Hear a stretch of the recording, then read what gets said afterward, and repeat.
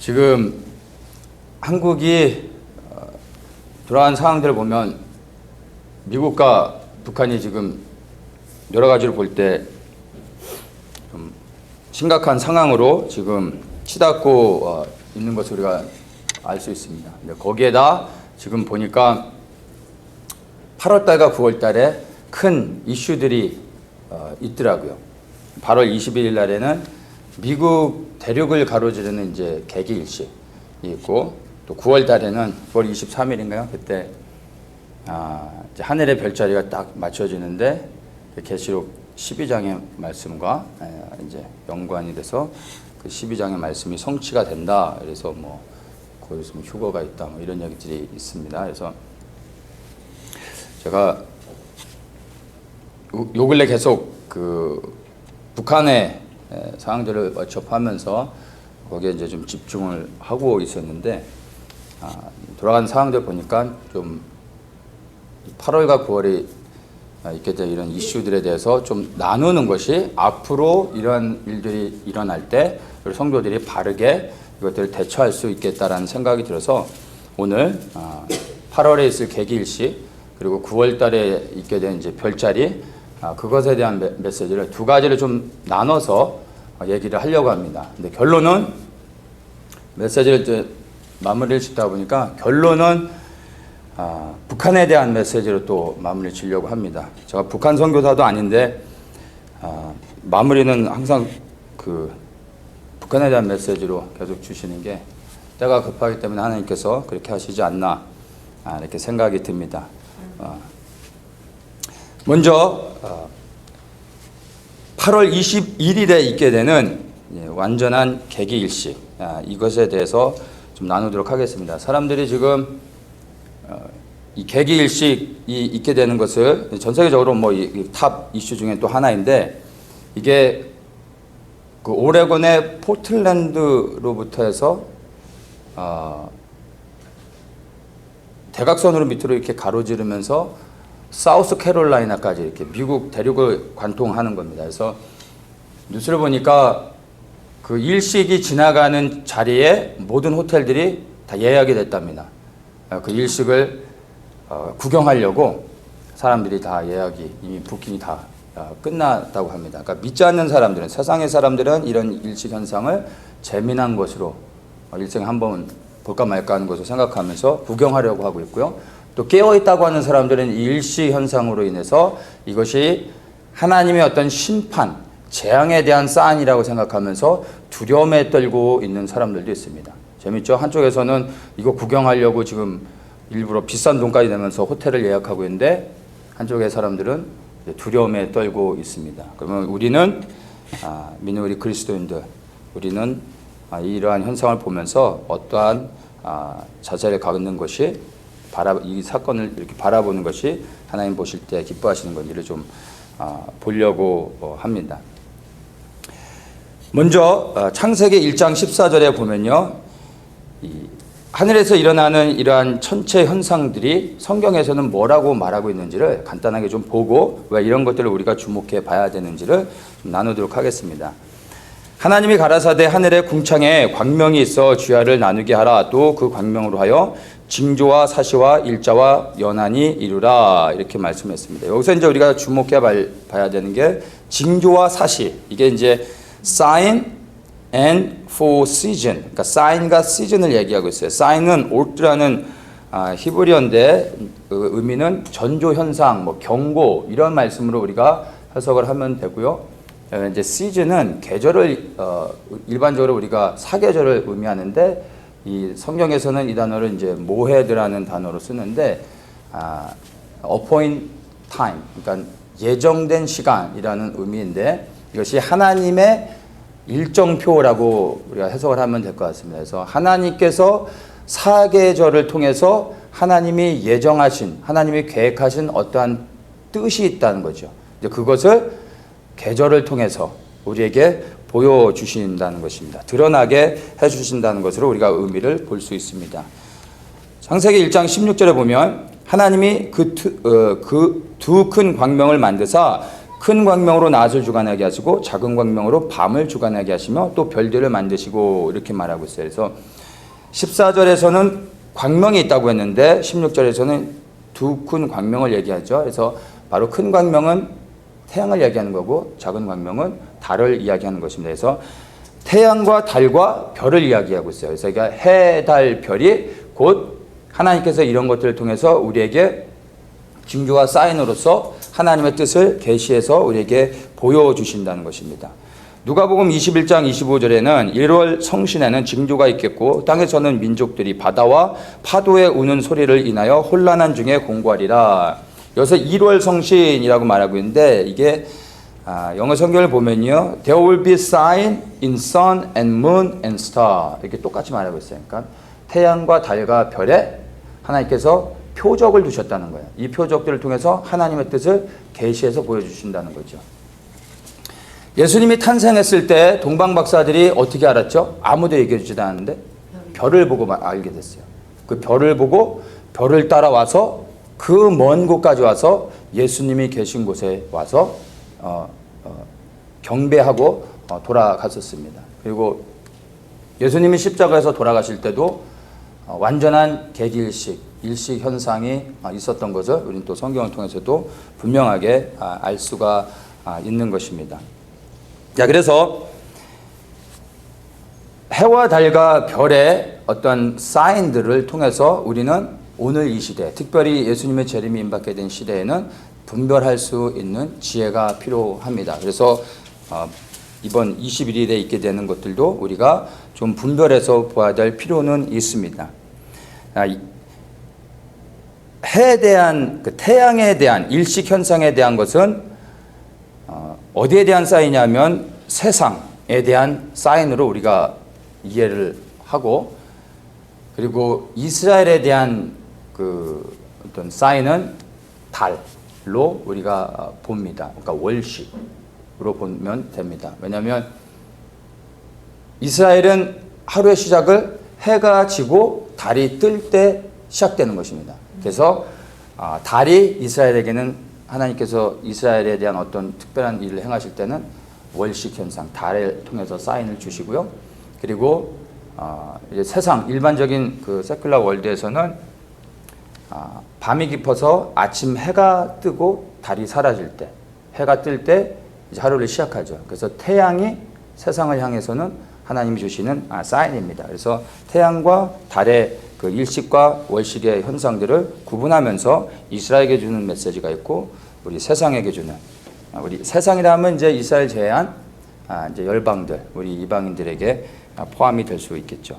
그래서 8월 21일 날에 있는 이 사인은 이스라엘에 대한 사인이 아니라 바로 세상에 대한, 우리에 대한 하나님의 사인으로 우리가 인식을 하고 보면 됩니다. 일단 일식 현상은 태양, 달, 지구 순으로 일직선이 되는 것입니다. 그래서 태양과 지구 사이에 달이 있어서 달이 태양을 가림으로 인해서 어두워지는 것을 이제 일식 현상이라고 말합니다. 그래서 이것이 세상에 대한 사인이고, 월식은 태양, 그다음에 지구, 달, 그러니까 지구와 달이 순서가 바뀌는 것입니다. 그래서 태양에서 빛이 비춰지고 난 후에 지구의 그림자가 달을 가릴 때 그것을 월식 현상이라고 하죠. 그래서 태양의 빛이 지구를 지나서 달로 이렇게 빛이 굴절되면서 비춰질 때 빨갛게 보여지는 현상이 있어요. 그것을 이제 천문학에서는 레드문이라고 하는데 성경에서는 그건 블러드문이라고 하죠. 그래서 블러드문이 여러 번 관측이 됐었고, 블러드문 현상이 있을 때마다 이스라엘과 관련된 어떠한 그 특별한 일들이 있었던 것을 역사적으로도 우리가 볼 수 있습니다. 이따 다시 한번 좀 잠깐 나누도록 하겠습니다. 그래서 지금 8월 21일에 있게 되는 이 일식 현상은 세상에 주는 사인인데 특별히 미국에 대한 사인으로 우리가 받아들일 수 있습니다. 왜냐하면 이게 미국 전 대륙을 완전히 관통하는 것입니다. 첫째는 미국에 대한 사인이면서 더 나아가 세상에 대한 사인입니다. 왜냐하면 미국은 세상을 대표하는 국가입니다. 누가 뭐라고 하든 아직은 세상의 중심이 미국에 있기 때문에 미국에 대한 사인은 또한 세상에 대한 사인으로 우리가 받아들일 수 있습니다. 또 우리가 미국에 살고 있기 때문에 이런 것들을 주목해 보아야 될 필요도 있습니다. 그래서 보면은 미국에서 완전한 개기일식, 그러니까 미국 전 대륙을 지나가는 개기일식 현상은 1918년에 있었고 이번에 2017년에 8월 22일에 있게 됩니다. 그래서 우리가 그 두 가지를 한번 좀 보려고 하는데 1945년에도 개기일식 현상이 있었습니다. 이것까지도 좀 살펴보려고 해요. 그러니까 1918년과 2017년에 미국 대륙을 완전히 가로지르는 개기일식이 있었는데 1945년은 미국 대륙을 완전히 지나가진 않습니다. 그러니까 카나다를 통해서 미국으로 지나오는 건데 미국은 노스 쪽에 몬타나부터 해서 오하이오 이쪽으로 해서 서부까지 지나오지 못하고 워싱턴주 곧 못 와서 이제 딱 멈춰 섰습니다. 근데 이것을 같이 살펴보려고 하는 이유는 미국이 이제 크게 보면은 북미죠. 그러니까 카나다가 미국 위에 있어서 카나다도 이제 그 북미 쪽으로 미국과 같은 지역으로 포함해서 볼 때 카나다를 완전히 관통해서 미국까지 내려왔던 일식 현상이거든요. 그래서 그것을 좀 같이 살펴봤더니 좀 의미가 있습니다. 그래서 이 세 가지를 한번 같이 보려고 합니다. 먼저 과거에 있었던 것들을 통해서 우리가 이제 8월 21일에 있게 되는 그 일식 현상을 우리가 이렇게 패턴을 통해서 그 안에 담겨지는 의미들을 조심스럽게 발견해낼 수 있는 것입니다. 1918년에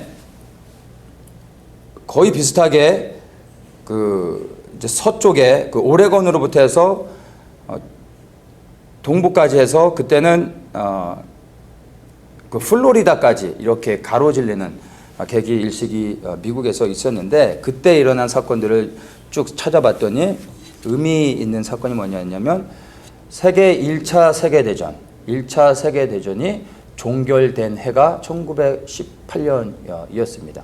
1차 세계대전은 1914년에 시작됐고요. 18년에 미국의 그 완전한 개기일식이 있었을 때 세계 1차 세계대전이 종결이 됐습니다. 참고로 1914년에 1차 세계대전이 시작됐는데 1914년에 동유럽을 완전히 관통하는 개기일식이 있었습니다. 1차 세계대전이 어디서 발발하죠? 유럽에서 시작하죠. 그래서 유럽에서 1914년에 개기일식이 있었고 거기에서 전쟁이 시작돼서 이제 미국까지 확대됐었습니다. 그래서 1918년에 1차 세계대전이 종결된 것을 우리가 좀 볼 수 있고 미국 안에서 일어났던 것들을 보면요. 4월 달에 샌 제신토라는 지역에서 지진이 있었습니다. 샌 제신토 하면은 어딘지 모르시죠? 이쪽으로 좀만 이스트 쪽으로 좀 가다 보면 모레노 밸리 약간 밑에 그리고 페리스 이스트 쪽으로 거기가 샌 제신토입니다. 그러니까 이 지역은 조그만 타운이라 우리가 이 주변에 살면서도 30분이면 가는데도 거의 대부분 모르십니다. 네, 굉장히 조그만 타운인데 여기에서 큰 지진이 있었습니다. 그래서 그때 한 사람이 죽었어요. 한 사람이 죽었는데 그때 입은 재산 피해가 어느 정도였냐면 200만 부였습니다. 그러니까 1918년에 200만 부였으면 지금 그것을 오늘날의 그 밸류로 계산을 하면 저는 이게 어느 정도의 밸류일지 모르겠어요. 상상이 안 가는 거죠. 1918년에. 그러니까 참고로 여러분들 약간 좀 도움을 드린다면 1960년대에 미국에서 맥도날드의 치즈버거가 19센트였습니다. 20전도 안 되는 어떤 그런 거였습니다. 그러니까 1960년대 우리 햄버거를 하나 사 먹는데 치즈버거가 19센트. 1918년에 200만 불이었으면 지금으로 계산을 하면 엄청난 재산 피해가 있었던 거죠. 그러니까 미국 전역에 큰 데미지를 준 지진이라고 우리가 이제 이해를 하면 될 것 같습니다. 그런 일이 있었고 또 8월 달에 뭐가 있었냐면 세계사에서도 유명한 거죠. 스페인 플루, 그러니까 스페인 독감이 전 세계적으로 엄청나게 유행을 해서 미국에서만 50만에서 100만 정도의 사람이 이 독감으로 인해서 죽었고, 그리고 유럽 전 지역까지 해서 이 스페인 독감으로 죽은 사람들이 거의 5천만 명이나 된다고 합니다. 전 세계적으로. 이게 이제 그 당시에 세계 인구로 치면 3%에서 5% 되는 엄청난 사람들입니다. 1차 세계대전 때 그 전쟁 중에 죽은 전사자들, 군인들의 수가 1,500만 정도였다고 합니다. 엄청난 거죠. 그런데 독감으로 죽은, 그 당시에 독감으로 죽은 인원이 5천만이었다니까 이게 정말 전 세계적인 엄청난 재앙이었던 거죠. 이 독감 때문에 1차 세계대전이 조금 빨리 마무리가 됐다고 합니다. 전 세계적으로 너무나 심각하니까 전쟁 빨리 끝내자 하고 서로 이렇게 전쟁을 마무리 지을 정도로 엄청난 그래 재난이었던 것입니다. 그게 1918년에 있었던 아주 중요한 사건들인 것입니다. 자, 그리고 1945년에는 뭐가 있었냐면 2차 세계대전이 종결되는 해였습니다. 그건 뭐 다 알고 있는 부분이죠. 1939년에 세계대전이 시작됐고요. 2차 세계대전이. 그리고 45년에 마무리 짓는데 캐나다와 미국을 지나는 그 일시 현상이 있을 때 1945년에 2차 세계대전이 종결이 됐습니다. 그리고 참고적으로 1945년에 2차 세계대전을 끝마치게 되는 그 큰 영향력을 행사했던 나라가 미국이거든요. 이 2차 세계대전이 끝남으로 인해서 미국이 승전국이 됐고, 그리고 영국을 제치고 전 세계 초유일의 강대국으로 발돋움하는 기초가 2차 세계대전이었습니다. 이 2차 세계대전 이후로 미국이 지금까지 세계 중심의 강대국으로 세워지게 된 것입니다. 그런데 재미난 게 또 한 가지가 발견한 게 뭐냐면 1945년에 미국 하원에서, 그 당시에는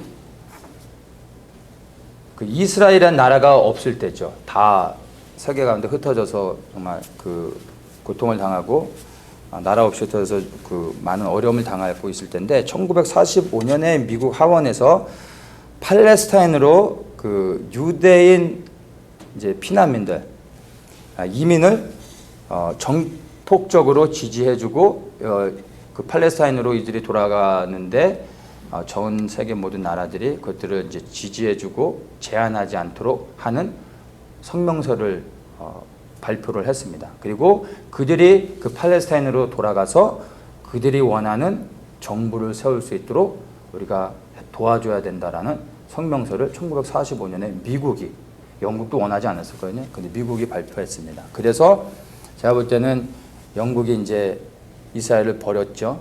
그리고 미국이 이스라엘을 품는 계기가 1945년이었어요. 그러면서 영국은 해가 지는 나라가 됐고, 이제 미국은 세계 중심 가운데 올라가는 그런 계기가 된 게 1945년이었던 것입니다.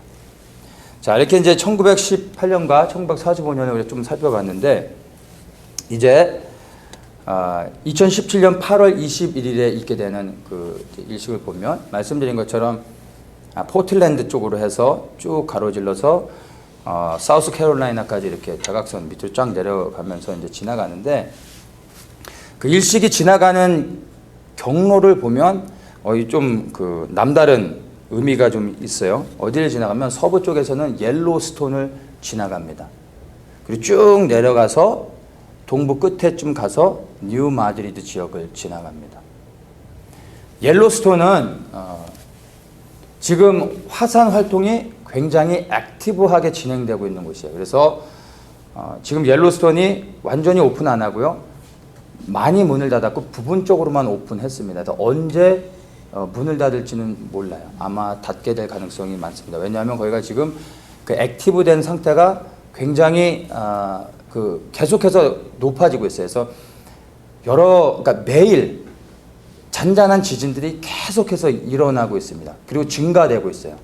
그래서 언젠가는 옐로스톤이 터진다라고 과학자들도 말하고 있고 예언가들도 이제 얘기하고 있죠. 그래서 그럴 것 같아요. 만약 옐로스톤이 터지게 되면 핵폭탄을 뭐 수십 개를 터뜨리는 것과 동일한 그 효과가 그런 현상이 나타납니다. 그래서 미국은 거의 그냥 자멸한다고 볼 수 있죠. 미국뿐만이 아니라 뭐 주변의 모든 전 세계적으로 엄청난 영향을 미치죠.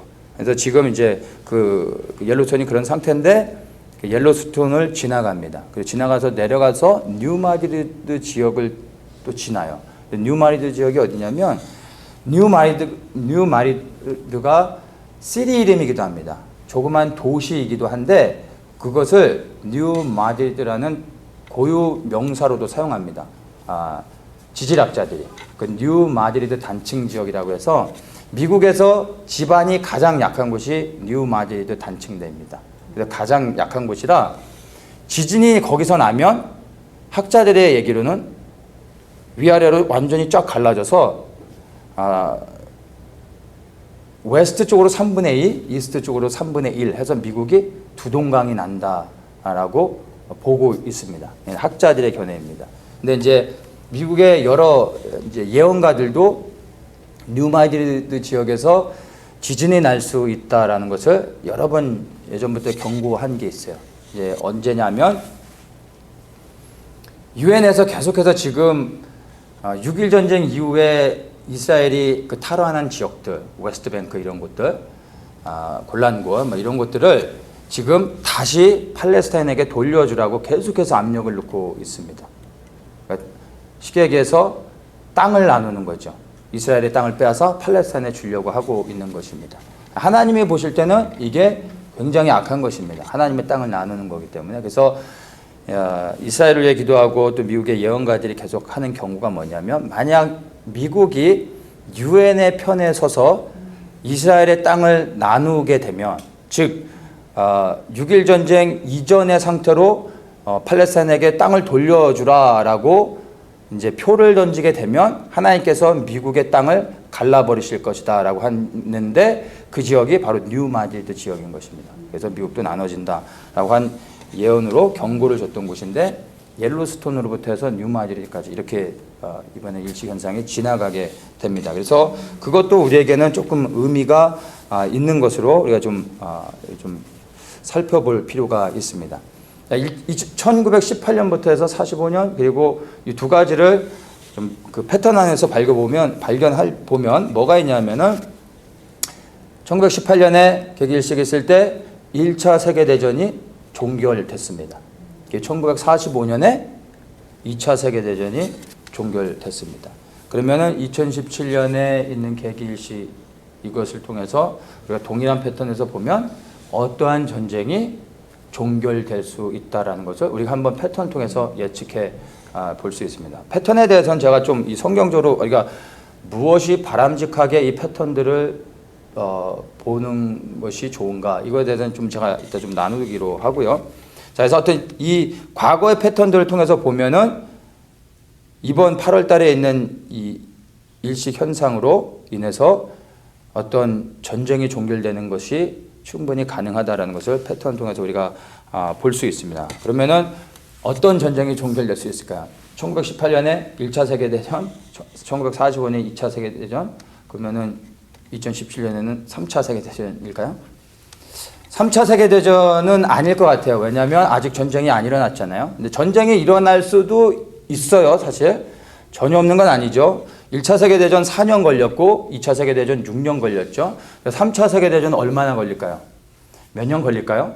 뭐 3차 세계대전은 핵전쟁이죠. 핵전쟁. 뭐 총 갖고 대포 쏘고 이러는 게 아니라 뿡뿡 하면 끝나는 전쟁이 3차 세계대전입니다. 그러니까 며칠이면 되겠죠. 길어도. 그러니까 지금 안 일어났지만 일어날 수도 있습니다. 그런데 제가 볼 때는 3차 세계대전은 아닌 것 같아요. 이 패턴을 통해서 보면 몇 가지 충족돼야 되는 조건이 있습니다. 첫째는 이 전쟁이 시작되어진 전쟁이어야 됩니다. 1918년에 전쟁이 종결됐는데 그 전에 이미 전쟁이 시작됐어요. 4년 전에. 2차 세계대전도 마찬가지 1939년에 시작됐고 45년에 끝나게 됐죠. 그러면 2017년에 종결되어지는 어떤 전쟁은 이미 과거에 시작되어진 전쟁이어야 된다는 것입니다. 그러면 과거에 시작되어진 전쟁인데 아직도 끝나지 않은 전쟁이 뭐가 있죠? 남북전쟁. 남북전쟁. 6.25. 그렇죠? 한 번에 맞춰보셨네. 시리아 내전은 아닌 것 같아요. 왜냐하면 하나 더 충족해야 되는 게 뭐냐면 1차 세계대전, 2차 세계대전 다 미국이 인발부가 됐었습니다. 그렇죠? 그리고 미국이 그 전쟁을 마무리 짓는데 결정적인 역할을 했었습니다. 그래서 이 동일한 패턴에서 보면 이미 시작된 전쟁이어야 되고 또한 미국이 참전해야 되는 전쟁인 것입니다. 1차 세계대전, 2차 세계대전 다 미국이 중반에 또 후반에 참여하게 됐죠. 그리고 미국이 참여함으로 인해서 전쟁들이 마무리가 돼서 미국이 그 전쟁을 마무리 짓는데 결정적인 역할들을 항상 해왔습니다. 그러니까 미국 또한 이미 시작된 전쟁일 뿐만 아니라 미국이 참전한 전쟁이어야 됩니다. 근데 과거에 시작되어졌고 아직 끝나지 않았는데 미국이 참전했던 전쟁 6.25 전쟁밖에 없어요. 예. 맞습니까? 네. 그래서 이 패턴으로 볼 때 세 번째 2017년에 일어난 일시현상을 통해서 뭔가 끝나게 될 전쟁은 6.25 전쟁이라고 우리가 예측해 볼 수 있는 겁니다. 패턴을 통해서 보면. 근데 많은 사람들이 지금 한국에서는 전쟁이 날까봐 막 두려워 떨고 있어요. 말이 안 맞는 거죠. 전쟁은 끝나지 않았어요. 휴전 상태잖아요. 근데 전쟁은 지금도 계속 진행되고 있는 상태입니다. 근데 전쟁 중에 전쟁이 날까 겁나는 거는 뭐 좀 말이 안 맞는 거죠. 지금 전쟁을 두려워할 게 아니라 전쟁을 끝내야 될 때가 다가온 것입니다. 그 전쟁을 끝내는 역할을 미국이 할 수 있는 것을 우리에게 이러한 사인을 통해서 하나님께서 보여주시는 것이 아닌가 우리가 한번 생각해 볼 수 있어야 됩니다.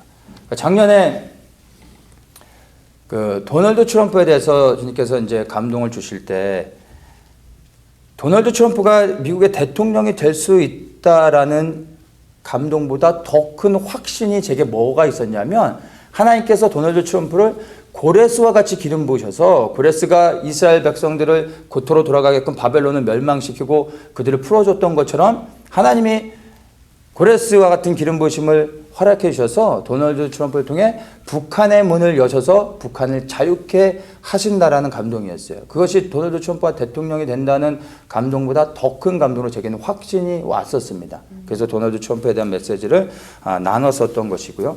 그래서 지금 보면은 한국은 스스로 이 전쟁을 해결할 수 있는, 마무리 질 수 있는 능력이 없어요.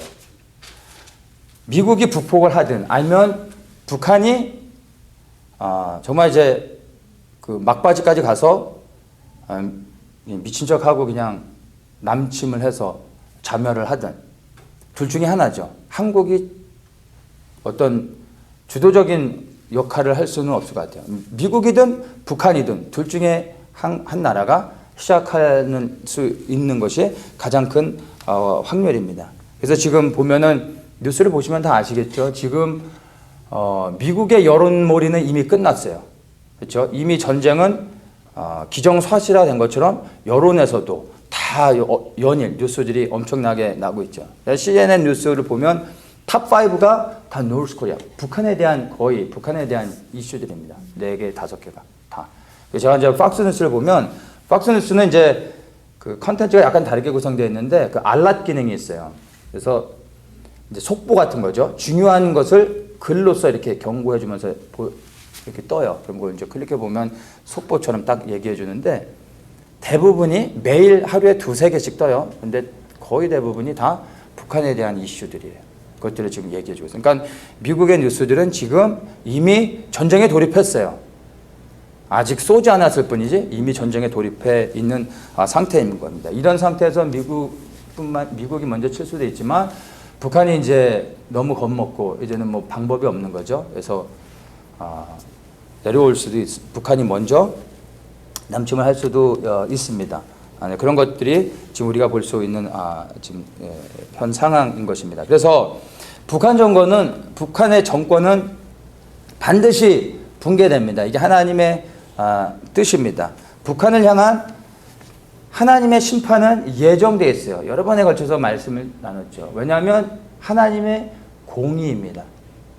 그러니까 어떻게 하나님께서 전쟁을 일으킬 수 있느냐? 아니, 하나님의 공의는 충분히 그렇게 할 수 있습니다. 그러니까 북한 땅은 반드시 하나님의 공의의 역사를 통해서 심판을 받아야 됩니다. 하나님의 공의의 역사가 그 땅에 이제 풀어져야 됩니다. 이것은 피할 수 없는 것입니다. 하나님의 사랑보다 하나님의 공의가 더 우선하는 것입니다. 그 공의 안에 하나님의 사랑이 있는 거예요. 근데 북한은 하나님의 공의의 심판을 받을 수밖에 없는 상황이 됐고 그 시간이 이제 채워진 것입니다. 그래서 반드시 북한 땅에는 하나님의 심판이 있을 겁니다. 그러니까 김정은이가 뭐 망명을 가고 뭐 정권을 포기하겠다 그러니까 뭐 어디로 망명을 보내주고 뭐 이런 일은 없습니다. 김정은과 김정은 정권은 반드시 하나님의 공의 안에서 심판을 받을 수밖에 없습니다. 그래서 북한이 심판을 받을 때 하나님의 공의의 심판을 받을 때 한국 땅에는 하나님의 징계가 임하게 됩니다. 이것 또한 피할 수 없습니다. 왜냐하면 한국 땅을 향한 하나님의 징계는 하나님의 사랑입니다. 많은 사람들이 전쟁이 나지 않기를 기도하기도 합니다. 나더라도 그냥 조그맣게만 나게 해달라고 기도를 하는데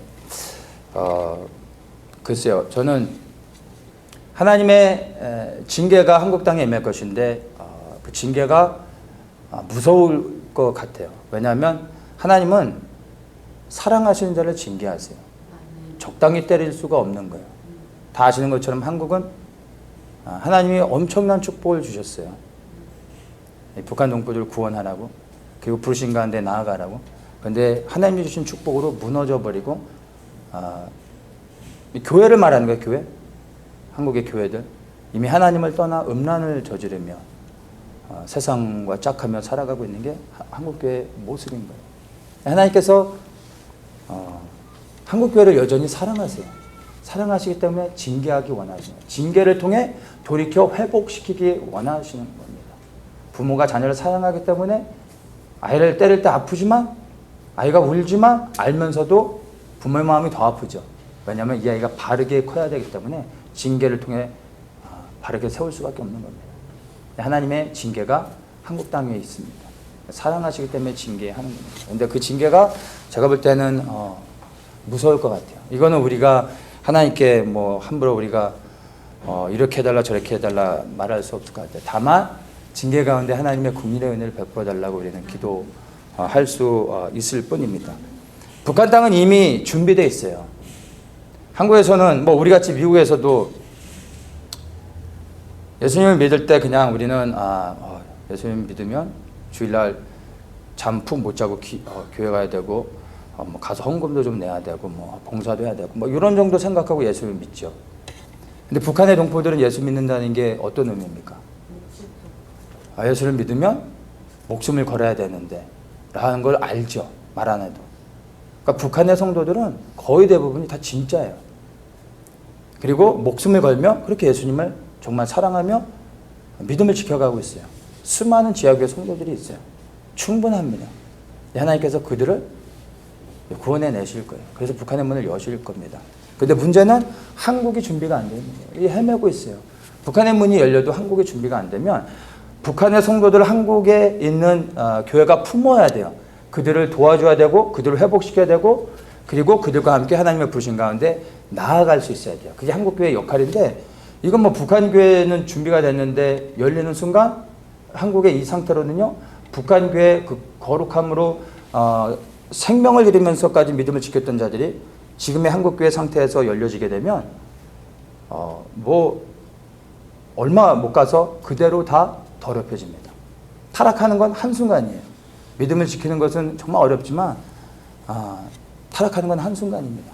그래서 한국의 지금 교회의 모습으로는 북한의 거룩한 교회를 품을 수가 없어요. 하나님께서 징계를 통해 한국을 회복시키셔야 됩니다. 그래서 그 징계가 무서울 것입니다. 자, 그래서 어쨌든 1918년과 1945년 이 동일한 패턴 안에서 2017년에 6.25 전쟁이 이제는 종결되는 그러한 사인으로 우리가 이 패턴을 통해서 바라볼 수 있는 것입니다. 이것이 제가 개인적으로 지금 8월 21일에 있을 이 계기 일식을 패턴을 통해서 한번 좀 생각하게 된 것입니다. 결국엔 저는 이 사인이 하나님께서 북한의 문을 열고자 하시는 하나님의 마음을 우리에게 보여주시는 거라 생각합니다. 이것이 맞을지 안 맞을지 이 패턴대로 갈지 모르겠어요. 그러나 중요한 건 정말 하나님께서 북한의 문을 열기 원하신다는 거. 한국을 돌이켜 회복시켜서 하나님께서 여전히 사용하기 원하신다는 것. 이것은 우리가 믿을 수 있어요. 은혜인 거죠. 그리고 정말 이것을 우리가 확신한다면 이제 이민족이 돌이켜 회복되어질 수 있도록 우리가 기도해야 되는 것입니다. 이 패턴대로 되어지느냐 안 되느냐 이거는 두 번째 문제고요. 정말 우리가 하나님의 마음을 가지고 기도할 수 있어야 되는 것입니다. 패턴에 대한 설명을 좀 드리고 싶은데 앞으로 이제 계속 이런 많은 일들이 있을 때 우리가 어떻게 좀 분별해야 되는지 필요한 겁니다. 표적과 징조를 통해서 반복되는 패턴들을 우리에게 보여주십니다. 그 패턴들을 통해서 우리가 하나님의 뜻을 분별해낼 수 있습니다. 그런 지혜가 우리에게 필요합니다. 그런데 패턴에 대한 성경적인 바른 이해가 우리에게 또한 요구가 되어집니다. 이 테트라드에 대한 얘기를 좀 잠깐 언급하면요. 좋은 예가 되는데 이 테트라드는 4번의 그 월식 현상이 연속적으로 일어나는 것을 이제 테트라드라고 이렇게 말합니다. 뭐냐면 2년에 걸쳐서 연속적으로 6월절 그리고 장막절 그리고 그 다음에 6월절 장막절 2년에 연속적으로 블러드문이 2년에 연속해서 이렇게 일어날 때 이것을 테트라드라고 합니다. 그리고 이런 현상이 있을 때마다 이스라엘과 관련해서 중요한 어떤 사건들이 있었습니다. 요엘서 2장 31절에 보면 여호와의 크고 두려운 날이 이르기 전에 해가 어두워지고 달이 핏빛같이 변하려니와 이렇게 말하고 있습니다. 그래서 이 블러드문 현상이 이스라엘에게 주는 그 큰 어떤 표적인 것을 우리가 성경을 통해서 알 수 있는데 1493년, 1494년에 이 테트라드 현상이 있었어요. 2년의 연속적인 그 블러드문 현상을 통해 이제 6월절 장막절, 6월절 장막절 이 블러드문 현상이 있었고 이때 스페인에서 무슨 일이 있었냐면 로마 카톨릭의 이 교회가 스페인에 살고 있는 그 당시에 스페인에 엄청나게 많은 유대인들이 살고 있었거든요. 그런데 그때 유대인들을 다 추방합니다. 개종하든지 떠나든지 떠날 때 모든 재산을 다 몰수해서 추방해 버립니다. 이게 이제 세계 교회사에서도 그렇고 세계 역사 가운데서도 굉장히 잔인했던 그 역사의 기록입니다. 이걸로 인해서 유대인들이 엄청난 그 고난을 겪게 됩니다. 그리고 이 사건 이후로 스페인이 그 당시에 유럽의 강국이었는데 몰락하게 되는 것을 역사를 통해서 보면은 우리가 알 수 있습니다. 자, 그런 일들이 있었고 1949년, 1950년에 똑같은 블러드문 현상이 있었어요. 근데 이거보다 한 해 앞선 1948년, 그 블러드문 현상이 있기 전이죠. 테트라드 있기 한 해 전에 1948년에 아시는 것처럼 이스라엘이 이제 독립했었던 일들이 있었습니다. 그리고 이제 1967년, 1968년 이때 이제 6.1 전쟁이 있었죠. 이 6.1 전쟁이 중요한 것은 6.1 전쟁을 통해 이스라엘이 예루살렘을 탈환하게 되는 것입니다. 이스라엘에게 있어서는 굉장히 중요했던 사건이죠. 이게 이제 1967년에 이 테트라드 현상이 있고 이제 그 6.1 전쟁을 통해서 예루살렘을 탈환했던 사건들이 있었습니다. 그래서 기억하십니까? 2014년, 2015년에 블러드문 현상, 테트라드 블러드문 현상이 또 있었습니다. 그래서 이게 뭐 굉장히 큰 이슈가 됐었죠. 왜냐하면 이제 그 패턴들을 볼 때 테트라드 현상이 있으면 이스라엘과 관련해서 중요한 역사적인 사건들이 있었는데 이번에 테트라드 사건은 2014년, 15년에는 사람들이 이제 뭐가 있어요? 이제 휴거가 있을 것이다.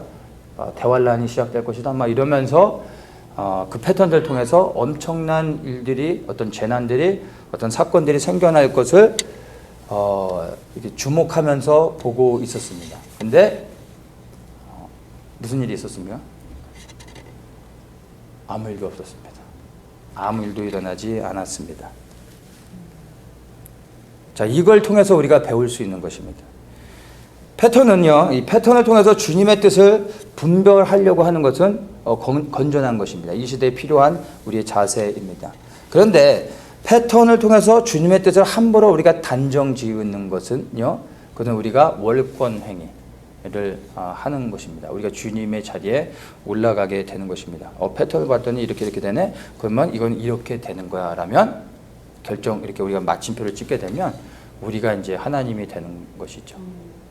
패턴을 통해서 우리가 주님의 뜻을 조심스럽게 분별하면서 그 하나님의 뜻을 분별하는 가운데 하나님이 원하시는 것이 무엇인지를 또 기도하면서 우리가 지혜를 구하고 또 하나님의 편에 서고 하나님의 일들을 감당할 수 있습니다. 그런데 패턴을 통해서 우리가 뭔가를 맞추려고 하고 뭔가를 이렇게 의도해서 그 결론을 내려고 하면 하나님의 뜻을 벗어나게 되는 것입니다. 그래서 패턴은 긍정적인 부분이 있는가 하면 부정적인 부분도 포함하고 있습니다. 그래서 하나님께서 패턴을 통해서 우리에게 보여주시는 것이 있습니다. 그래서 늘 우리가 그러한 그 역사적인 사건을 통해 패턴을 보고 그 안에서 하나님의 뜻을 늘 분별하려고 하는 지혜가 필요합니다. 겸손해야 되고 그러면서도 우리가 분명히 알아야 되는 것은 하나님은 패턴을 통해서 우리에게 말씀해 주시지만 그분은 패턴 안에 묶이지 않으시는 분입니다. 왜냐하면 그분은 전지전능하신 분이기 때문에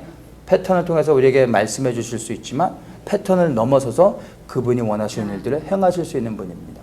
그래서 우리가 패턴을 통해 하나님의 뜻을 분별하려고 노력하면서도 항상 패턴에 묶이려고 하면 안 되고 그것을 넘어서 하나님의 뜻이 무엇인지를 늘 기도하며 성령 안에서 우리가 정말 지혜롭게 행해야 되는 것입니다. 패턴대로 되어지냐 아니냐 이것은 주님의 뜻에 달렸지 우리가 그것을 알아내려고 할 필요는 없습니다. 그래서 이제 제가 이 패턴에 대해서 먼저 나누는 것입니다. 8월 21일에 있게 되는 이 일식 현상을 통해 우리가 패턴을 통해서 발견하는 것이 있어요. 근데 거기에서 진짜 되냐 안 되냐 이거는 둘째 문제예요. 그 안에 담겨진 하나님의 메시지를 우리가 발견하면서 정말 이것이 하나님의 우리에게 깨닫게 해주시는 말씀이고 분별이라면 우리가 하나님의 편에 서서 기도하는 거죠. 정말 이 패턴을 통해서 6.25 전쟁이 이제 하나님께서 올해 끝내길 원하시는 것이다 라는 것이 우리에게 믿어진다면 확신되어진다면 우리가 더욱더 힘을 내서 하나님의 편에 서서 하나님의 뜻이 이루어지기 위해 북한을 위해 기도하고 대한민국이 회복될 수 있도록 더욱더 확신 가운데 담대하게 기도할 수 있는 것입니다. 혹 이것이 틀렸다 할지라도 맞지 않는다 할지라도 패턴이 틀렸기 때문에 하나님이 우리를 버리실까요? 책망하실까요? 아니에요. 우리의 마음 중심 가운데서 하나님을 기뻐하시는 하나님이 원하시는 기도를 했다면 그것이 우리가 기대한 시간에 되어지지 않는다 할지라도 하나님은 그 기도를 받으시고 반드시 하나님의 시간에 여십니다. 그러니까 우리는 중요한 것은 하나님의 마음을 가지고 하나님의 편에 서서 계속해서 기도하는 것입니다. 북한의 문이 열릴 수 있도록 기도하는 것 정말 하나님이 기뻐하시는 기도입니다. 여러분 정말 우리가 소리내서 기도해야 되고 한국의 회복을 위해서도 기도해야 됩니다. 자, 이것이 이제 8월 20일에 있는 일식 현상을 통해 한번 좀 살펴본 것입니다. 그리고 이제 9월 23일에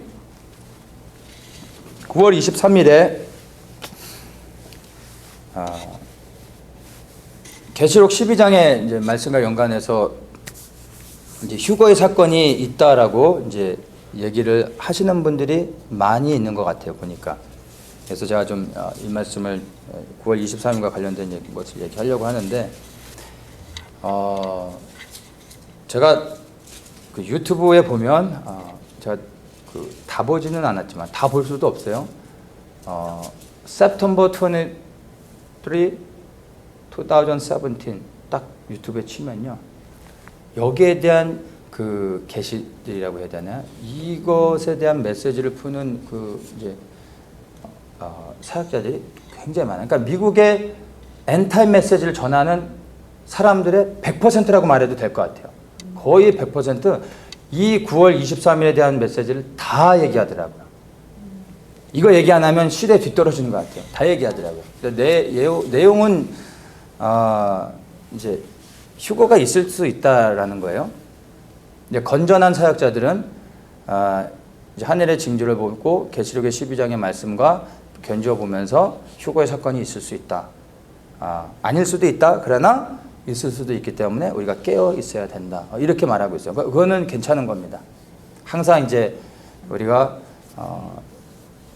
이제 말씀드린 것처럼 해와 달과 별의 그러한 사인들을 통해서 하나님의 예언의 말씀들과 비춰보면서 늘 우리가 분별해야 됩니다. 그래서 그런 것들을 통해 우리가 깨어 있어야 되고 우리 스스로를 분별시켜야 됩니다. 근데 그런 거는 좋아요. 그런데 이제 문제가 뭐냐면 이런 건전한 사역자들이 그런 메시지를 나누는 건 괜찮은데 이제 거짓 선지자들의 역할을 하는 이제 거짓 이제 사역자들, 이 사람들은 이제 뭘 얘기하냐면은 9월 23일이 휴거 날로 확정하고서 이 메시지를 나눠요. 이게 문제인 거죠.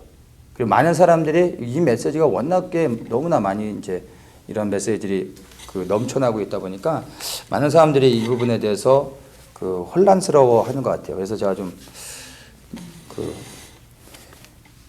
이런 것까지 볼 겨를은 없는데 한번 볼 의도가 없었는데 살펴보게 됐어요. 하나님께서 좀 나누게 하시는 것 같아서 나누려고 합니다. 마지막 때가 되니까 참 쉽지 않은 게 별자리까지 연구해야 돼요. 별자리까지. 별도 잘 모르는데 그래도 어떻게 합니까? 이제 정말 우리가 사는 시대는 말씀만 봐서는 안 돼요. 말씀 볼 뿐만 아니라 세상에 돌아가는 뉴스들도 알아야 되고요. 그리고 정말로 이러한 별자리뿐만이 아니라 해와 달의 징조 뭐 이런 것들까지 해서 우리가 정말 계속해서 분별하면서 그런 거 아닌가 확인하면서 늘 주님의 뜻을 분별하려고 날마다 노력을 해야 됩니다. 자, 먼저 우리 계시록 12장 말씀을 한번 같이 보도록 하겠습니다. 계시록 12장의 말씀이 어떻게 별자리와 연관되는 건지 12장을 읽고 나서 이 말씀은 저는 그렇게 오래 걸리지 않습니다. 잠깐 짧게 나누겠습니다. 계시록 12장 1절입니다. 하늘에 큰 이적이 보이니 해를 입은 한 여자가 있는데 그 발 아래는 달이 있고 그 머리에는 12별의 면류관을 썼더라. 이 여자가 아이를 베어 해산하게 되매 아파서 애써 부르짖더라. 자, 이렇게 이제 시작을 합니다. 1절과 2절의 말씀들을 이제 좀 우리가 이 별자리하고 이제 좀 연관해서 좀 볼 필요가 있어요. 자, 9월 23일에 이제 어떤 일이 있냐면요. 하늘에 별자리들이 지금 계시록 12장 1절, 2절에서 말하는 대로 별자리가 딱 정렬이 되는 것입니다. 그것도 신기한 일인 것 같아요. 그러니까 이제 레오라는 별자리와 바고라는 별자리가 이제 이렇게 쭉 연결돼서 이제 일렬로 맞춰지게 되는데 레오는 이제 사자 자리를 말하는 거고 버고는 이제 처녀 별자리를 이제 말합니다. 그래서 사자 자리가 먼저 지나가고 처녀 자리가 이렇게 따라가는 거예요. 그래서 이것을 보면 먼저 이제 처녀 자리를 보면요, 이 처녀의 모양을 하고 있는 별자리예요. 그런데 이 처녀 모양을 하고 있는 별자리 가운데서 해가 이 처녀 별자리의 어깨 쪽에 태양이 딱 이렇게 어깨 쪽에 맞춰지게 됩니다. 그래서 그것을 뭐라고 하냐면 1절에 해를 입은 한 여자가 있는데 이렇게 말했죠. 그래서 해로 옷을 입었다라고 그 별자리를 통해서 우리가 이제 보는 거예요. 그리고 그 발 아래는 달이 있고라고 말하죠. 근데 실제로 이 별자리 처녀 자리의 발 쪽에 달이 딱 자리를 잡게 됩니다. 그런 것이 이제 딱 맞춰지는 거예요. 그리고 이 여자가 이제 여기서 보면은 아이를 임신하고 있어요. 그렇죠? 아이를 임신하고 있는데 여기에서 이 처녀 별자리가 머물러 있는 동안에 주피터라는 행성이 이 그림에서 보면 여자의 뱃속 자궁 쪽에 머무르면서 42주간을 이 주피터가 돕니다. 원래는 이 주피터가 그냥 지나가는 게 정상인데 이때는 42주간을 이 그림에서 볼 때 여자의 자궁 쪽에 왔다 갔다 하면서 계속 맴도는 거예요. 그러니까 여자가 아이를 임신하고 있는 기간이 한 42주 이렇게 되잖아요. 그 기간에 이렇게 주피터가 이렇게 돈다는 것입니다. 목성이죠. 이렇게 돌다가 이제 나간다는 거예요. 자, 그리고 이 처녀 자리 위에 있는 그 사자 자리는 9개의 별입니다. 별자리가 9개예요. 근데 보면은 이 머리에 1절에 그 머리에는 12별의 면류관을 썼더라 말하고 있죠. 처녀 자리 위에 있는 게 사자 자리예요. 그러니까 이 처녀 자리 위에 머리 쪽에 이 사자 자리가 있으니까 그게 12 별의 면류관으로 표현을 하는 거예요. 근데 이 사자 자리가 9개거든요. 별이 9개예요. 그러니까 3개가 부족하잖아요. 3개가 부족한데 이때 무슨 일이냐면 머큐리, 마 그리고 비너스 이 3개의 별이 엑스트라로 일렬로 딱 정렬이 돼서 여자 머리 위에 부족했던 3개의 별이 되는 것이죠. 그래서 12개의 별이 빛나게 됩니다. 그러니까 이 여자가 12별의 면류관을 쓰게 되는 거죠. 근데 이게 9월 23일에 딱 이렇게 별자리가 실제적으로 이렇게 맞춰지게 된다고 합니다. 근데 의미는 있어요. 이게 이제 9개의 별에다가 3개의 이제 그 행성이 딱 맞춰지게 되는데 머큐리, 마, 비너스예요. 근데 이제 머큐리는 수성인데 성경에서는 머큐리를 뭘로 의미하냐면은 가브리엘 천사장으로 의미합니다. 이제 좋은 소식을 전하는 천사장. 그래서 이 여자 머리 바로 위에 있는 게 가브리엘인 거죠. 그 다음에 이제 마는 이제 화성인데 이것은 성경에서는 이제 마이클이 누군지 아십니까? 미가엘, 예. 미가엘 천사장입니다. 그러니까 미가엘 천사장은 싸우는 천사죠. 그러니까 가브리엘 천사장 위에 싸우는 천사장이 있어요. 그리고 그 위에 이제 비너스는 금성이죠. 금성은 예수님을 상징합니다. 그러니까 이제 가브리엘 천사, 좋은 소식을 전하는 천사장, 그 위에 하나님을 위해 싸우는 천사장, 그 다음에 예수님이 이 여자의 머리 위에 이렇게 정렬이 되는 것이죠. 그래서 이제 이 자체의 별자리로 보면 의미는 있어요. 자, 그래서 계속 좀 보면은 뭐가 문제냐면 이제 3절에 보면 한 붉은 용이 이제 내려와서 이 해산하려고 하는 여자, 4절에 보면 용이 해산하려는 여자 앞에서 그가 해산하면 아이를 삼키려고 하고 있어요.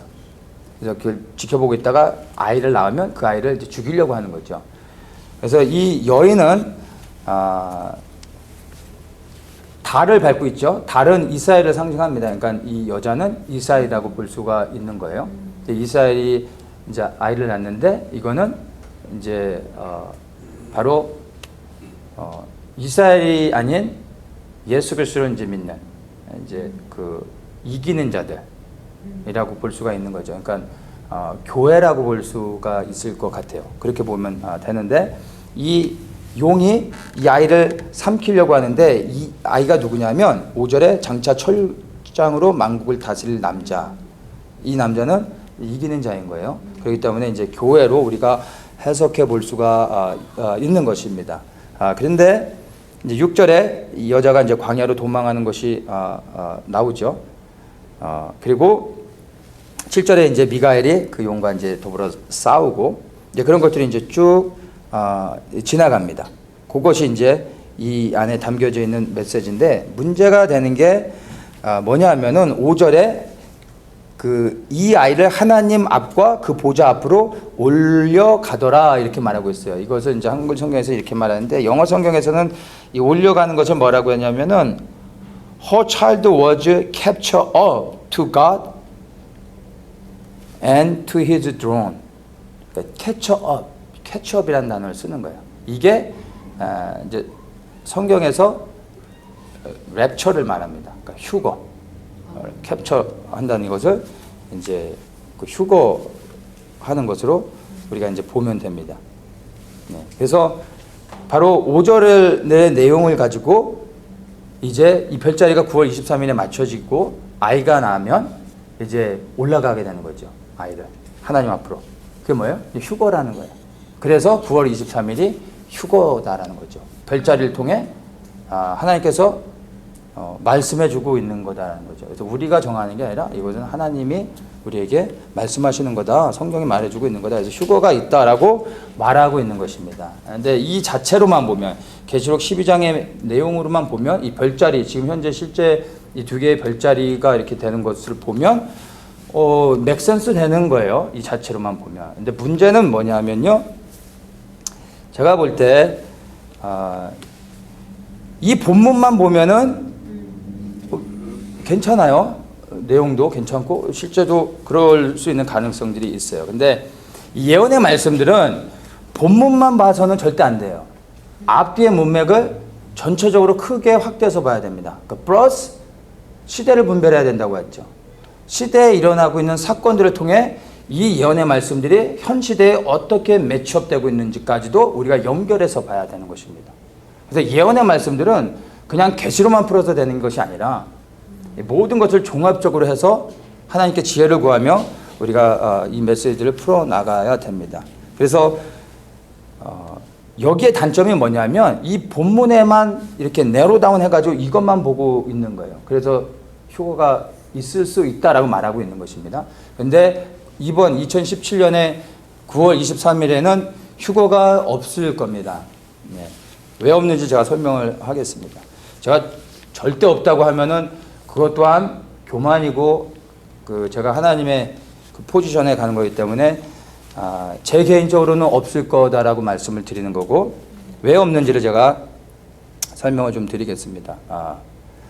말씀드린 것처럼 이제 앞뒤 문맥을 이 계시록 12장은 좀 살펴봐야 돼요. 저도 사실 뭐 계시록은 제가 작년부터 주님께서 좀 계시록을 보라는 감동을 주셨는데 계시록을 볼 시간은 없습니다. 그래서 아직 제가 부분적으로는 주님께서 이렇게 조금씩 풀어주시는 건 있는데 전체적으로 볼 수 있는 시선은 아직은 없습니다. 근데 계시록 12장의 이 내용은요, 흐름을 완전히 바꾸는 전환점이 되는 장이에요. 12장이. 굉장히 계시록에서도 중요합니다. 그래서 이것들은 이제 좀 앞뒤로 연결해서 볼 수 있어야 되는데, 어쨌든 이 12장의 내용들을 보면 이 12장은 지금 시간의 흐름상으로 볼 때 7년 환련이 시작되고 나서 3년 반이 지난 후 3년 반으로 들어가는 시점에 이 사건이 일어난다라고 보는 것이 바람직할 것 같아요. 전체적인 그 흐름으로 제가 볼 때.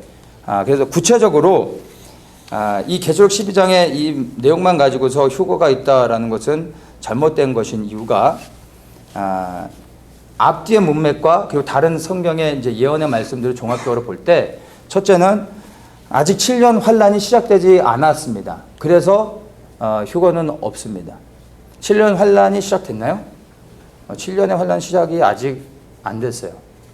이거는 7년 환란이 시작된 후 3년 반의 일입니다. 그래서 7년 환란이 시작되지 안 됐기 때문에 이 휴거는 없습니다. 7년 환란이 시작되기 위해서는 뭐가 필요하죠? 예루살렘에 제3성전이 세워져야 됩니다. 근데 아직 성전이 없잖아요. 아직 7년 환란이 시작되지 않았습니다. 그래서 우리가 이제 이스라엘을 왓츠업해야 돼요. 그래서 지금 우리가 북한을 위해서도 기도하고 대한민국 회복을 위해 기도하는 이유가요. 이제 지금은 우리가 초점을 한국에 맞춰야 되는데 이제 한국이 회복되어지고 통일을 돼서 연합되어져서 이제 하나님의 부르신 가운데 나가게 되면 즉각적으로 제가 볼 때는 이제 하나님께서 이스라엘을 왓츠업하게 하시고 이스라엘 위해 기도하게 하실 것입니다. 얼마나 안에 시간의 갭이 있을지 모르지만 이스라엘에서도 지금 계속해서 여러 가지 이슈들이 일어나고 있고 위험해지고 있어요. 근데 그것이 더 큰 이슈가 돼서 실제적으로 이스라엘에 어떤 위기가 올 겁니다. 그 위기를 통해 평화가 찾아올 수 있는 가능성이 많아요. 그리고 앞으로 이제 계속 일어난 사건들도 봐야 되겠지만 한국이 통일이 되고 나면 이스라엘로 이제 우리가 시선을 맞춰서 또 기도해야 될 부분이 있는데 아직은 이스라엘에서 아무런 일이 없습니다. 왜냐하면 통일이 먼저 돼야 이스라엘에서 뭔가가 일어날 수 있습니다. 자, 그래서 아직 예루살렘에 제3성전이 세워지지 않았습니다. 그래서 7년 환란이 시작되지 않았기 때문에 휴거는 없습니다. 두 번째는 적그리스도가 아직 나타나지 않았기 때문입니다. 데살로니가 전서에서도 배교하는 일이 먼저 있죠. 그 다음에 불법의 불법을 행하는 자가 나타나는 것입니다. 그게 이제 적그리스도죠. 근데 적그리스도가 나타났습니까? 그 적그리스도가 나타나 7년의 조약을 맺게 되는 거예요. 아직 이스라엘에 그러한 일이 없죠. 적그리스도가 나타나지 않았습니다. 다니엘서 9장에서도 보면 이제 적그리스도가 이제 나타나 7년의 언약을 맺고 성전에서 제사를 드리게 해주고 3년 반 후에 마음을 일으키고 이제 핍박을 하게 되죠. 그래서 성전이었고 7년의 언약을 하는 적그리스도가 아직 나타나지 않았기 때문에 아닌 것입니다. 그리고 한 가지를 더 얘기하면 계시록 이제 11장 그 앞에 장을 보면요, 두 증인의 사역이 있어요. 이게 굉장히 중요한 거예요. 이게 굉장한 큰 사인이기도 하거든요. 두 증인. 나중에 이제 12장을 연결해서 앞뒤로 볼 때 제가 이제 두 증인이 누구인지 좀 나누도록 하겠습니다. 근데 일단은 12장의 사건이 있기 전에 먼저 두 증인이 예루살렘 성전에서 3년 반 동안을 예언을 선포하고 하나님의 말씀을 전하며 이스라엘 백성들로 하여금 돌이켜 회개하게 합니다. 이 두 증인의 사역은 이스라엘을 위한 사역입니다. 그래서 이스라엘 사람들, 이스라엘 12지파를 돌이켜 회개하게 하는 그 일들을 하게 됩니다. 실제적으로 그 사람들을 볼 수 있게 됩니다. 근데 아직 두 증인의 사역이 시작되지 않았어요. 이 두 증인의 사역은 우리가 하는 게 아닙니다. 뭐 우리가 그런 상징적으로 두 증인에 대해서 두 증인 사역을 한다 이런 게 아니고요. 두 증인은 실제적으로 하나님께서 성경의 인물 가운데서 예비내온 사람들이고 이 사람들이 실제로 나타나서 예루살렘 성전에서 하나님의 말씀을 선포하며 이제 그 이스라엘 백성들을 돌이키는 일들을 하게 됩니다. 근데 아직 두 증인이 나타나지 않았습니다. 그래서 이 여러 가지로 볼 때 9월 23일에는 여러분 휴거는 없습니다. 그러니까 뭐 그런 것들에 대해서 미혹되지 마시고 그런 것들이 있을 때 이제 우리가 말씀을 종합적으로 보면서 분별할 수 있어야 됩니다. 자, 이러한 제가 나눴던 이제 이러한 일들은 언제인지는 모르지만 머지않은 시간에 이런 것들이 하나하나 다 맞춰지게 될 것입니다. 그런데 이러한 이스라엘과 관련해서 이러한 일들이 있기 전에 말씀드린 것처럼 통일이 먼저 되어져야 합니다. 통일이 된 다음에 이제 이스라엘 향한 예언의 말씀들이 성취되어지는데 이 통일이 곧 이스라엘 향한 예언의 말씀이 성취되게 하는 동력이 될 것입니다. 그래서 정말 지금 이스라엘 위해 기도한다면 우리가 더욱더 통일을 위해서 기도할 수 있어야 됩니다. 여기가 이제 마지막 관문의 시작을 뚫어내는 거예요. 그러면 이제 우리가 이스라엘을 볼 수 있게 되고 하나님께서 또 열어 주실 것입니다. 그래서 지금은 정말로 우리가 힘을 합해서 우리 민족의 통일을 위해서 기도해야 됩니다. 그래서 통일은 사실은 끝이 아니에요. 통일을 하고 이제 수고하셨습니다 하고 집으로 해산하는 게 아니라 시작일 뿐이에요. 그걸 통해 이제 본격적으로 뚫고 나가며 부르신 가운데 이제 우리가 그 북진하면서 이스라엘까지 나아갈 수 있도록 우리를 준비시켜야 되는 것입니다. 자, 이렇게 이제 이렇게 이 8월달에 대한 것과 9월달에 대한 것들을 좀 나눴는데 절기와 예언 그리고 표적과 징조들 이 모든 것들은 시대를 분별하는 것들과 함께 가야지 우리가 미혹되지 않고 넘어지지 않습니다. 표적만 가지고 예측하는 것도 위험하고요. 하늘의 징조만 가지고서 우리가 함부로 딱 그 속단하는 것도 우리가 자제해야 되는 부분입니다. 성경의 예언, 세상의 사건들 이것들을 다 같이 보면서 우리가 좀 분별할 수 있어야 되는 것입니다. 사실 이미 우리 주변에 나타나고 있는 여러 가지 사건들, 세상에 일어나는 일들을 통해서 우리가 이미 이 시대가 어떠한지는 뭐 더 이상 뭐 분별할 필요가 없지 않나요? 예수님의 재림이 임박해 있는 시대로 우리가 살고 있는 것은 뭐 우리가 의심의 여지가 없죠. 이 모든 것들을 우리에게 알게 하시는 이유가 뭐죠? 깨어 기도하게 하시는 거예요. 깨어 있게 하기 위한 것입니다. 근데 사실 또 다른 사인이 뭐가 필요합니까? 이미 우리에게 수많은 이 사인들을 통해서 하나님께서 믿는 자들에게 깨어 있기를 말씀해 주고 계시잖아요. 정말 귀가 있으면 들을 수 있는 거예요. 정말 우리의 마음이 주님을 향하고 있으면 들릴 수밖에 없는 거예요. 들을 수밖에 없는 겁니다. 그렇지 않아요? 뭐 어떤 징조가 더 필요합니까? 그래서 우리가 정말로 이 시대를 분별하는 가운데서 이제 하나님께서 어떤 일들을 이 시대 가운데 행하고 계신지, 무엇을 열기 원하시는지, 다음 스텝이 무엇인지를 여기 하나님의 마음을 구하면서 기도할 수 있어야 됩니다. 휴거 날짜가 언제입니까? 라고 기도하는 게 아니라, 주님, 지금 하나님께서 무엇을 품고 계시고 하나님의 시선이 어디에 가 있고 무엇을 우리가 기도하기 원하십니까? 하나님의 마음을 알기 위해 우리가 더욱더 기도할 수 있어야 됩니다. 성경은 우리에게 시대를 분별하라고 말하고 있는데, 우리는 항상 보면 시대를 예측하고 판단하고 우리가 받침표를 찍으려고 하고 있어요. 그런 부분에서 우리가 실수하고 넘어지는 것입니다. 이러한 이제 일들이 여러분 9월 23일, 8월 20일, 9월 23일 이뿐만이 아니라 앞으로요, 이거보다 더 많은 이런 이슈들이 끊임없이 이슈화되면서 나타날 것입니다. 그럴 때마다 여러분 이제는 분명히 여러분들이 이제 분별하셔야 돼요. 더 이상 제가 이런 얘기를 하지 않아도 이제 믿음이 연약한 사람들은 이런 것 때문에 흔들릴 수 있겠죠. 그러나 우리는 이런 것들에 대해서 마음을 동요하지 않고 해와 달과 별의 표적을 통해서 뿐만이 아니라 오히려 이제 우리가 기도하면서 하나님의 뜻을 분별하고, 그리고 말씀과 비춰보면서 종합적으로, 그러면서 또 성령님께 또다시 지혜를 구하면서 그렇게 조금씩 분별해 나가야 됩니다. 이러한 해와 달의 그리고 별의 징조들을 통해 우리에게 하나님께서 말씀해 주시는 은혜가 있지만, 또한 사단은 이것들을 이용해서 하나님의 백성들을 미혹시켜서 넘어지게 하려고 합니다. 우리가 그런 것들을 잘 분별할 수 있어야 됩니다.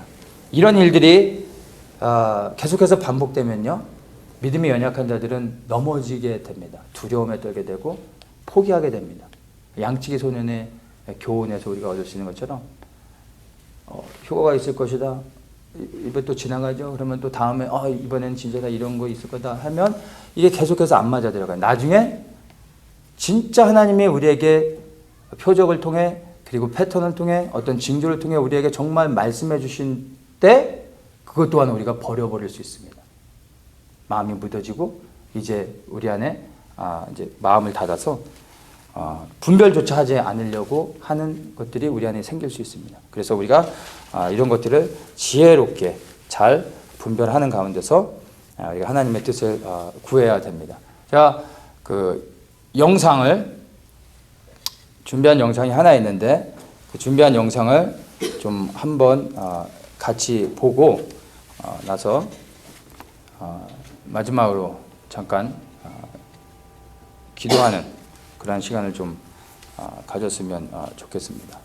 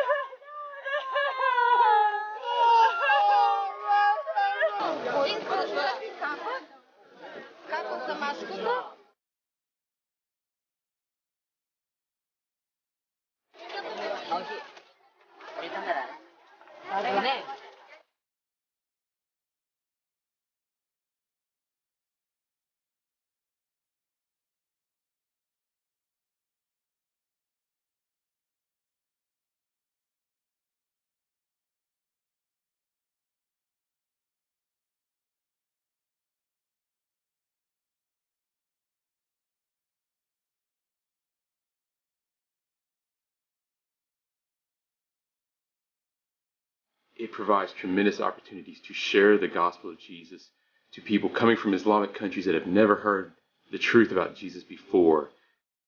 They are now coming to an openly free continent, to countries of Greece, Germany, Italy, where we can now openly share the gospel with them. And we can put it in their hands, allow them to read it for the first time ever, and they can experience the life-changing power of Jesus.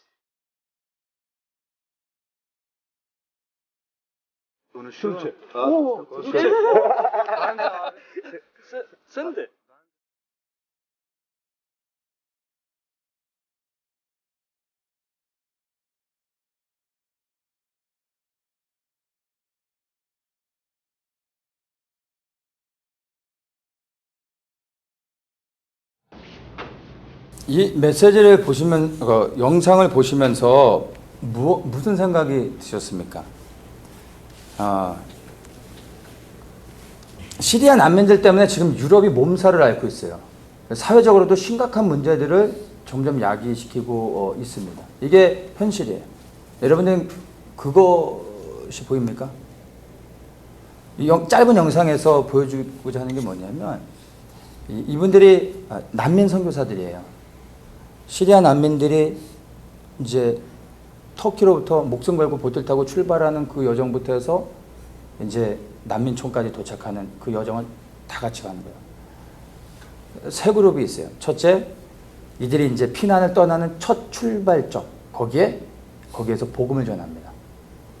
이들이 복음을 처음으로 접하게 됩니다. 전쟁이 아니었으면 물론 이들이 난민이 되어져서 나라를 떠날 수밖에 없는 것은 너무나 비극이지만 그것이 아니면 이들이 일평생 복음을 들어볼 수 없는 사람들이에요. 주님의 재림이 임박해 있기 때문에 이러한 중동의 사람들에게는 하나님이 이러한 방법을 통해서 이들에게 복음을 전하게 하시는 겁니다. 세상의 사람들은 이것 때문에 사회에 문제가 된다라고 말하고 있지만 하나님은 이 위기를 통해 그들을 구원하기 원하시는 겁니다. 그래서 이들이 난민들이 처음으로 이제 배를 타고 출발하기 전에 복음을 전하는 자들이 처음으로 이들을 만나며 복음을 전합니다. 그들이 시리아에 있었으면 있을 수 없는 일이죠. 복음을 전했다면 죽음을 당하죠. 자유롭게 복음을 전합니다. 이미 이들은 마음이 무너졌기 때문에 복음을 받아들여요. 그리고 이제 배를 타고 넘어와 이제 고속도로로 가면서 계속해서 중간중간에 쉬는 곳이 있어요. 그 쉬는 곳마다 복음을 전하는 사람들이 또 있어요. 그 구호단체들인데 거의 대부분이 크리스천들이에요. 복음을 전하는 사람들이에요. 구호단체로 위장해 복음을 전하는 사람들이 또다시 복음을 듣게 되는 거예요. 그들에게 피로를 채워주며 그리스도의 사랑을 몸으로 실천하며 말씀을 전해주고 수많은 사람들이 믿게 되는 거예요. 그리고 그들이 난민촌에 도착했을 때 이제 그들을 웰컴해주며 또다시 복음을 전하는 사람들이 있어요. 이게 우리에게 주는 메시지가 있는 것입니다. 한국이 전쟁의 위기 가운데 있습니다. 물론 누가 전쟁을 좋아하겠어요? 이대로 살면 좋죠. 누가 좋아요? 우리가 좋죠. 우리가. 그럼 북한에 붙잡혀 있는 우리 동포들은 계속 그렇게 고통스럽게 살다 죽으라고요? 그들도 복음 한번 들어보지 못하고 살다가 죽어가는 사람이 너무 많잖아요. 하나님은 그들도 구원하기 원하세요. 우리를 사랑하시는 주님이 왜 북한의 동포들을 사랑하지 않겠습니까?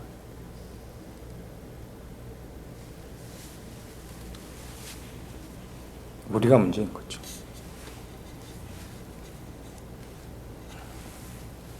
전쟁 나서 나의 것을 잃어버릴까 봐, 내가 죽을까 봐. 근데 주님의 마음을 보면 그럴 수 없어요. 전쟁을 통해서라도 이제 그들을 구원해야 돼요. 그게 하나님의 마음이고 하나님의 시간이 다가왔습니다.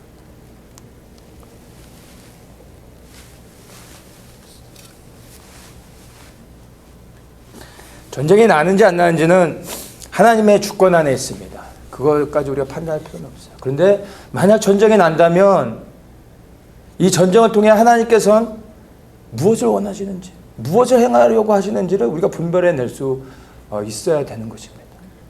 단순히 전쟁이 목숨을 앗아가는 너무나 두려운 것이 그런 것으로 끝나는 것이 아니라 이 전쟁을 통해 하나님께서 어떻게 복음을 증거케 하시고 어떻게 영혼들을 구원하기 원하시는지를 우리가 알 수 있어야 된다는 거예요. 아버지의 마음을 알 수 있어야 된다는 것입니다.